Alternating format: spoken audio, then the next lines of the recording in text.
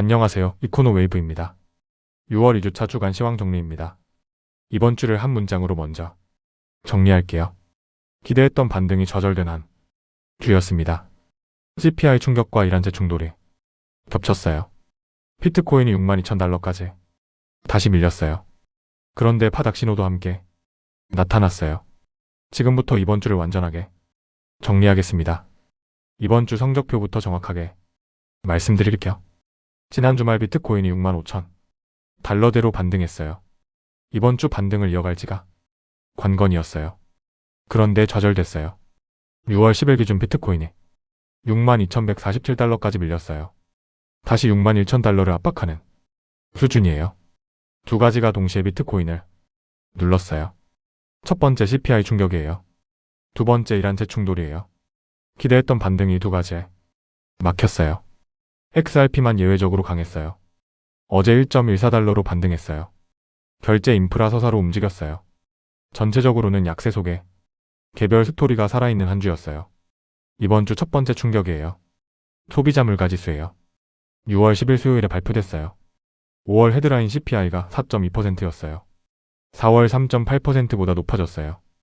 2023년 4월 이후 최대 상승 폭이에요. 이게 연중 긴축 기대를 강화했어요. 그런데 중요한 디테일이 있어요. 근원 CPI는 2.9%로 안정적이었어요. 물가 상승의 주범은 에너지였어요. 에너지가 3.9% 올랐어요. 전체 상승분의 60% 이상이었어요. 그 에너지는 이란 전쟁 때문이에요. 즉 진짜 물가는 잡혀가는데 이란 때문에 에너지가 튄 거예요. 문제는 시장이 헤드라인 4.2%에 먼저 반응했다는 거예요. 금리 인하 기대가 후퇴했어요.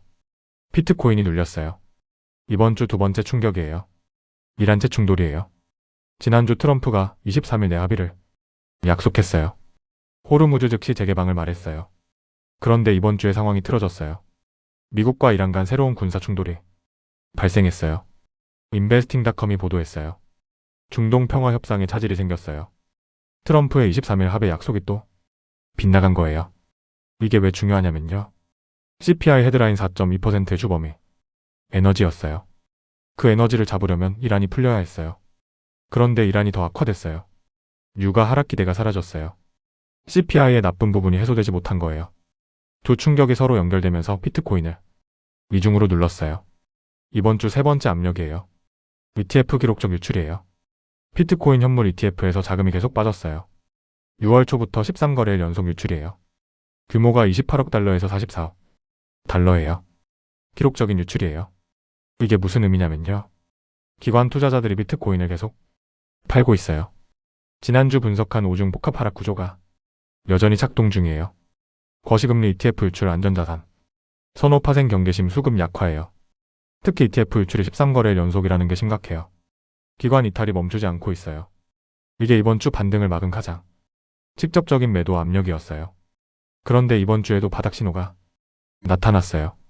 희망적인 부분이에요. 첫 번째 바닥 신호예요. RSI 과매도예요. 상대 강도 지수가 24.59예요. 30 이하는 과매도 구간이에요. 너무 많이 팔렸다는 신호예요. 반등 가능성을 시사해요. 두 번째 바닥 신호예요. 채굴자 순매수 전환이에요. 6월 5일부터 채굴자들이 순매수로 돌아섰어요. 채굴자는 비트코인을 가장 잘 아는 집단이에요. 이들이 사기 시작했다는 건 의미가 있어요. 세 번째 바닥 신호예요. 실현 가격 근접이에요. 6월 9일 기준 실현 가격이 시장 가격에 가까워졌어요. 실현 가격은 평균 매수 단가예요. 이 수준은 역사적으로 바닥 구간인 경우가 많았어요. 지난주 말씀드린 신호들과 연결돼요. 미실현 손실 절반, 공포지수 12, 채굴 원가 6만 달러예요. 바닥 신호들이 계속 쌓이고 있어요. 가격은 약했지만 산업은 계속 커졌어요. 이번 주 인프라 뉴스를 정리할게요. 첫 번째 스페이스X 토큰화예요. 스페이스X 주식이 나스닥 상장과 같은 날 솔라나에서 토큰화됐어요. 전통 주식이 블록체인으로 온 거예요. 두 번째 AI 결제예요. 마스터카드가 코인베이스와 AI 에이전트 결제 인프라를 준비해요. 세 번째 기관 온체인화예요. RWA 토큰화가 289억 달러예요. 스테이블 코인이 3,200억 달러예요. 네 번째 XRP 결제 인프라예요. 비트소 멕시코 페소 스테이블 코인이 나왔어요. 다섯 번째 크라켄 월드컵 파트너예요. 크라켄 2026 FIFA 월드컵 공식 암호화폐 파트너로 선정됐어요. 제도권 편입이 강화되고 있어요. 가격은 흔들려도 인프라는 계속 깔리는 과도기예요. 다음 주가 진짜 분수령이에요. 한국 시간 6월 18일 목요일 새벽 3시예요. 워시 첫 연방공개시장위원회예요. 올해 가장 중요한 회의예요. 첫 점도표가 발표돼요. 이번 주 CPI 4.2%가 이 회의 핵심 입력값이에요. 워시가 어떻게 해석하느냐가 관건이에요. 헤드라인 4.2%에 주목하면 매파예요. 피트코인의 부담이에요. 근원 2.9%에 주목하면 비둘기파예요. 에너지는 이란 때문이라고 인정하며요. 피트코인의 호재예요. 다음 주 시나리오예요. 워시 비둘기파이란 진정이면요. 바닥 신호들이 힘을 받아요. 피트코인이 65,000달러 회복을 시도해요. 워시 매파이란 악화면요. 6만 달러가 무너져요. 57,000달러까지 열려요. 다음 주 새벽 3시가 모든 걸 결정해요. 이번 주를 한 문장으로 정리할게요. CPI 헤드라인 4.2% 충격과 이란 재충돌이 겹치면서 기대했던 반등이 좌절되고 ETF가 13거래일 연속 유출되며 비트코인이 62,000달러까지 밀렸지만 RSI 과매도와 채굴자 순매수 전환, 실현 가격 근접이라는 바닥 신호가 쌓이는 가운데 다음 주 워시 첫 연방공개시장위원회가 진짜 방향을 결정합니다. 다음 주 새벽 3시를 주목하세요. 이코노웨이브가 워시 첫 FOMC를 실시간으로 추적해드리겠습니다. 아직 구독하지 않으셨다면 지금 구독을 눌러주세요.